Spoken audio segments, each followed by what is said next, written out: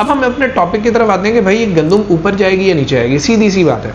तो यहाँ पे एक बात आप समझ लें कि पाकिस्तान की जो मुल्की ज़रूरियात है ना 31.9 मिलियन मैट्रिक टन, वो इस साल पूरी नहीं है। पाकिस्तान की लोकल प्रोडक्शन बहुत ज़्यादा कम है, मार्केट इस वक्त दबाव के अंदर है, डिमांड ज़्यादा है, लेकिन सप्लाई उस तरह से नहीं आ रही। और बड़ी अफसोस की बात है, दिल दुखता है कि मैं भी फार्मर हूँ कि गवर्नमेंट जिसने फार्मर को सपोर्ट तो नहीं किया, ये कह के कि IMF की शराइत हैं कि हम लोग गंदम को नहीं ख़रीद सकते, लेकिन जब यही फार्मर एक अच्छी प्राइस की उम्मीद लेके मंडियों के अंदर जाता है तो जो भी आड़ती उसको महंगा बेचता है उसके ऊपर FIR हो जाती है। तो बड़े अफसोस की बात है कि पता नहीं हम किसानों ने क्या कर दिया है जिसका बदला हमारे से लिया जा रहा है। तो ऐसा नहीं करना चाहिए कि अगर आप लोगों ने गंदम ख़रीदनी नहीं है तो फिर मार्केट को आप ओपन छोड़ दें। फिर मार्केट जहाँ जाती है डिमांड एंड सप्लाई का रूल होगा, ऊपर जाती है ऊपर चली जाए, नीचे आती है तो नीचे चली जाए।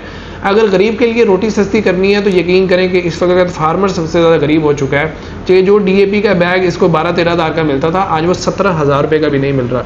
बाकी की बात लेके चलूँ तो बड़ी दूर तक जाती है। तो गवर्नमेंट को अपने रवैये के ऊपर थोड़ा सा गौर करना चाहिए कि हम भी इस मुल्क के शहरी हैं, हम फार्मर ने भी अपना खून पसीना करके इस मुल्क के लोगों को खिलाया है। तो हमारे साथ ये ज़्यादती, अब तरबूज वालों के हालात आप लोग देख लें, खरबूजे वालों के हालात आप लोग देख लें, सब्जियात के अंदर आप लोग देख लें, गंदम के अंदर अगर थोड़ा सा रेट ऊपर जाने लगे तो उसको भी सस्ता करने की कोशिश की जा रही है। तो ये ज़्यादती है, गवर्नमेंट को इसके ऊपर नज़रसानी करनी चाहिए और ये देखना चाहिए कि फार्मर को कुछ बचेगा तो वो अगले साल मजीद गंदम लगाएगा, वरना वो कहाँ से गंदम लगाएगा। खैर।